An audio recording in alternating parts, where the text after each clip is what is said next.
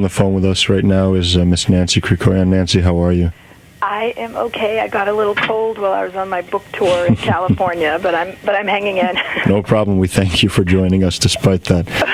Nancy, I gave your bio just before you came on the air, and we're going to jump right into it. I mentioned in the bio, you grew up in the Armenian community of Watertown. How involved were you in the Armenian community growing up, and what prompted you to pursue writing? I grew up in East Watertown on a block where half the families on the street were Armenian. I attended the Armenian Evangelical Church in Watertown. I attended Watertown Public Schools where a third of the kids were Armenian. And I lived in a two-family house on this street in Watertown where my Armenian grandmother lived upstairs and I lived downstairs with my parents and my sister. So I never had a feeling of being involved or not involved. It was just where I lived, if you know what I mean. And how did you get involved in writing? Was that something that you knew since you were young, or was it more of a pursuit as you went through school?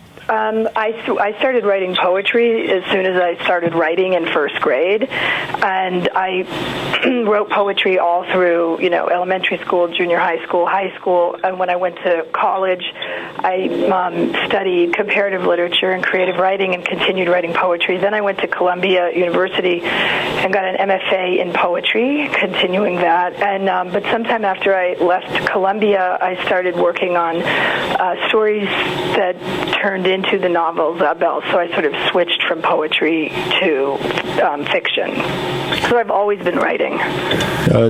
The book entitled All the Light There Was, I mentioned you've written 2 books prior to this. This particular book, we're not going to give away too much for our readers, but we'll touch upon, for our listeners, but we'll touch upon it. The book uses kind of a Nazi-occupied Paris as the setting for its story, and we mentioned in your bio that you studied in Paris, but what drew you to that time period? It's not necessarily a reflection of traditional, quote-unquote, Armenian landscape. Well, one thing I could say is that my editor pointed it out to me. My first novel, Zabel, is a fictionalized account of my grandmother's life as an Armenian genocide survivor. And then the next book is about Dreams of Bread and Fire, is about somewhat of my generation growing up in the Armenian community, sort of under the shadows of the genocide without really knowing about it until she goes on this sort of journey to learn about it. And this one is also set in the Armenian community, but this time of Paris. And then the one I'm working on now that I'm researching is about Armenians of Beirut during the Civil War who emigrate to the States. So I guess I'm thinking of it as sort of, my editor described it as my Armenian diaspora quartet. So I'm very interested in the effects of I'm interested not just in the genocide, but actually on what happens to the Armenian communities and Armenian people over the generations after that. And the way that I really came upon this story for All the Light There Was, I was doing research for Dreams of Bread and Fire, which has a character in it who is a Marxist-Leninist revolutionary who sets off a bomb at a Turkish Airlines office.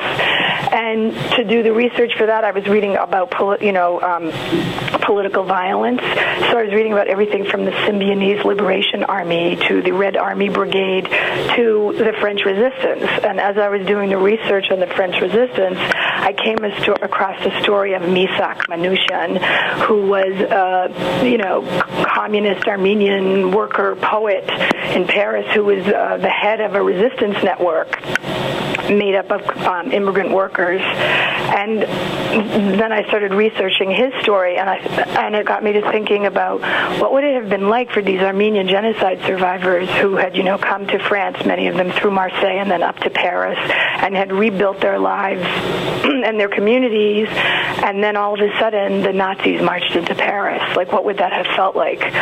So from that, I just started, I went actually to Paris and interviewed people in the community who were in their 80s and 70s, 80s, and 90s who had lived through the occupation, and found out, all these different stories of how they had lived it, and that, became the basis for the book. Nancy, you touched upon the genocide in that. How much of the storyline references or ties into the genocide? I mean, the family portrayed in the book essentially comes from, one oppressed situation to the next, being the Nazi occupied a city there. How much references are there to the Armenian genocide in the book? It's sort of, I would say that it's sort of a backdrop to the book, and that the family, members in the family who are survivors, have all these sort of echoes coming back to them as they see their neighbors in Belleville, which is the quarter in Paris that I set the book.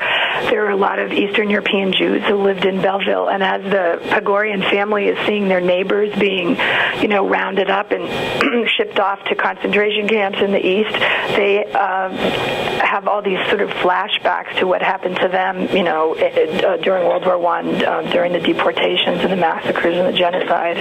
So it sort of comes up. It's like in the background of the book, although it's not, the prime story is about the occupation. The time period the story takes place, the Nazi storyline, Nazi occupied kind of World War II storyline referencing the genocide. Some would view them as somber, or for lack of a better word, gloomy topics. Would you categorize the book as a heavy read? Or I know the perspective of the book is from a 14-year-old girl being the protagonist. Is it more of a lighthearted read? Well, I wouldn't call it lighthearted, but I would, and it's very funny because my husband said to me, "Oh, great, you finished the book about the Nazis and the Armenian genocide, and now you're moving on to the Beirut Civil War." It's a laugh riot around here. But what I really want to do in this book and in the other books and in the one that I'm working on now is just to really show the sort of enormous resiliency of the Armenian people and Armenian culture and these individuals, who even in the face of this terrible political oppression still manage to, continue their family lives, feed themselves, crack jokes. The father's constantly dropping Armenian proverbs. In the book there's a bit of a comical thing with a chicken in a diaper and so on. So I try to leaven it with a bit of humor. But it is, it was a tough time. They called it Les Années Noires, the dark years, and that's why the title of the book is All the Light There Was. There was not a whole lot of light. Actually, it was very dark. We definitely need to address these things. I mean, it's not like we can just sweep them under the rug. But the lighthearted approach, I guess, here and there with some of those jokes and the Armenian proverbs, I'm sure our readers will get a kick out of that. Some of that stuff. What do you think, in your opinion? What can we do as a community to support new authors? Many people may not have heard of you, some of our listeners. We're going to be interviewing Adis Janiga a little bit later. I know you were aware of that. What can we do to support you guys? Is enough being done in the community? The best thing, if the Armenian community wants to see more Armenian authors and more Armenian writers, being published by mainstream publishing houses, the best thing you can do is to go out and buy the book. Buy the books, buy my book, buy Aris's book, buy, Peter Balakian's book, Michael Bobelian's book, Nancy Agabian's book, to show that there is actually an audience for this so that publishers will continue to, buy these books, publish them, and make them available to the Armenian community and also to the broader American community so that people can learn about our stories. So that's what I was going to say, run out and buy the books. And if we do want to buy the book, where can we get a copy of your book? My book can, another thing is I would love people to support their local independent booksellers, wherever you are, whoever your local independent is, go in and ask for them to order the book if they don't have it on the shelf. You can also get it at all the regular online booksellers, Amazon, Barnes & Noble, Powell's, which is an independent bookseller that has a good online presence. And my book is also available as an ebook and an audio book that you can download. So any of our local bookstores, we want to support them online, Amazon, and I like the fact that it's an ebook for those a little more technologically advanced. Nancy, anything else you want to add in closing? I just wanted to say for any of the listeners who are in the New York City area that I'm going to be doing an event at the AGBU on Wednesday, March 27th at 7 p.m., and you can come and see my slideshow about the research that went into the writing of the book.